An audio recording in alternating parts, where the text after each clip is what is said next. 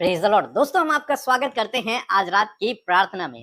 और आज मैं आपसे बात करना चाहता हूं कि पिछले वीडियो में हमने देखा था कि निकोदेमुस से प्रभु यीशु मसीह ने कहा कि जब तक कोई व्यक्ति नए सिरे से न जन्मे तब तक वो परमेश्वर के राज्य का अनुभव नहीं कर सकता है। तो आज हम देखेंगे कि क्यों हमें नया जन्म लेना है और कैसे हम नया जन्म ले सकते हैं। आखिर क्यों नया जन्म लेने की आवश्यकता है? क्या यही जन्म काफी नहीं है? क्या हमें मरकर फिर से इस धरती पर जन्म लेना होगा? ये क्या मतलब है इसका? न्यू बॉर्न या फिर नए जन्म का क्या मतलब? आप लोग जानते हैं, जब परमेश्वर ने आदम और हवा को बनाया और उन्हें अदन की वाटिका में रख दिया, तो वो परमेश्वर से जुड़े हुए थे। उस समय उनका और परमेश्वर का एक आत्मिक संबंध था। लेकिन जब आदम और हवा ने पाप किया तो वो आत्मिक संबंध टूट गया। एक तरीके से पाप करने के बाद परमेश्वर और मनुष्य का संबंध टूट गया, क्योंकि आदम और हवा ने जब पाप किया तो वो आत्मिक रूप से मर गए। शारीरिक रूप से तो वो जिंदा है, लेकिन आत्मिक रूप से वो एक तरीके से मर गए।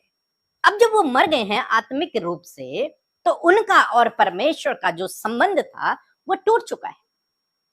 वो दूरियां उन दोनों में बढ़ गई हैं। अब जब तक किसी व्यक्ति का मेल परमेश्वर से न हो जाए तब तक वो परमेश्वर के राज्य का अनुभव नहीं कर सकता, तब तक वो परमेश्वर के राज्य में प्रवेश नहीं कर सकता है। तो इसके लिए परमेश्वर ने क्या किया?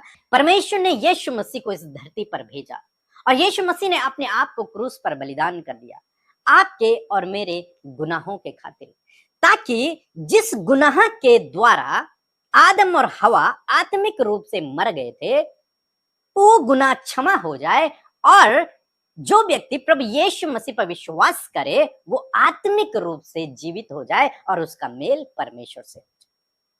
तो आज शाम में परमेश्वर का वचन हमें सिखाता है कि नया जन्म कैसे होगा। इसी को नया जन्म कहते हैं। मीन्स जो आत्मिक रूप से व्यक्ति मर गया था वो फिर से आत्मिक रूप से जीवित हो जाएगा और उसका मेल परमेश्वर से हो जाएगा। ये नया जन्म पाना है। तो कैसे हम नया जन्म प्राप्त कर सकते हैं? यूहन्ना रचित सुसमाचार उसका 3 अध्याय 5 पद कहता है कि यीशु ने उत्तर दिया कि मैं तुझसे सच सच कहता हूं, जब तक कोई मनुष्य जल और आत्मा से न जन्मे तो वह परमेश्वर के राज्य में प्रवेश नहीं कर सकता। यहाँ पर लिखा है जल से और आत्मा से न जन्मे तब तक वो परमेश्वर के राज्य में प्रवेश नहीं कर सकता है। मीन्स एक मनुष्य को आत्मिक रूप से जीवित होने के लिए उसे क्या करना है? उसे आत्मा से और पानी से नया जन्म उसे लेना पड़ेगा। मीन्स सबसे पहले उसे पश्चाताप करना है। पानी पश्चाताप को भी दिखाता है। पश्चाताप उसे सबसे पहले पश्चाताप करना होगा। जब उसे इस बात का रियलाइज होगा कि मैं गुनहगार हूं, मैं पापी हूं, और उसे पश्चाताप करना होगा प्रभु के सम्मुख, प्रभु मेरे गुनाहों को माफ कर, और इस बात पर विश्वास करना होगा कि प्रभु यीशु मसीह मेरे लिए इस धरती पर आया, उसने मेरे लिए अपने आप को बलिदान किया और उसके लहू बहाने के द्वारा मेरे गुनाह क्षमा हो गए। जब वो इस बात पर विश्वास करेगा तो वो आत्मिक रूप से उसका नया जन्म हो जाएगा। वो जो मरा हुआ था आत्मिक रूप से वो जीवित हो जाएगा और उसका मेल परमेश्वर से हो जाएगा। इसीलिए बाइबल कहते हैं कि जितनों ने उस पर विश्वास किया उसने उन्हें परमेश्वर की संतान होने का अधिकार दिया। उसने हमारा मेल मिलाप परमेश्वर से करा दिया। जो संबंध टूट गया था, जो रिश्ता टूट गया था, वो फिर से उसने जोड़ दिया। लेकिन ये जुड़ा कैसे?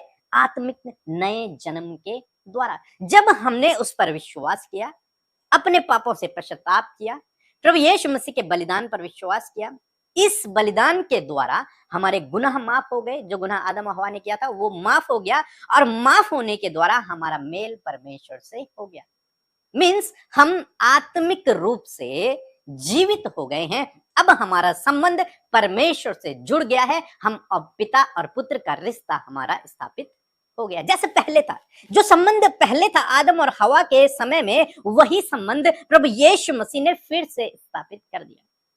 तो नया जन्म लेने के लिए निकोदेमुस को क्या करना था? पश्चाताप करना था कि प्रभु मैं गुनहगार हूं। दूसरी बात, उसे प्रभु के बलिदान पर विश्वास करना था। तीसरी बात, बपतिस्मा लेना था। जब कोई भी व्यक्ति इस काम को करता है, पश्चाताप करता है और प्रभु यीशु मसीह पर विश्वास करता है, तो उसका नया जन्म हो जाता है। उसका नया जन्म हो गया। मीन्स वो आत्मिक रूप से, शारीरिक रूप से तो वो वही है, लेकिन आत्मिक रूप से वो जीवित हो गया है। जो पहले मर गया था वो अब फिर से जीवित हो गया है।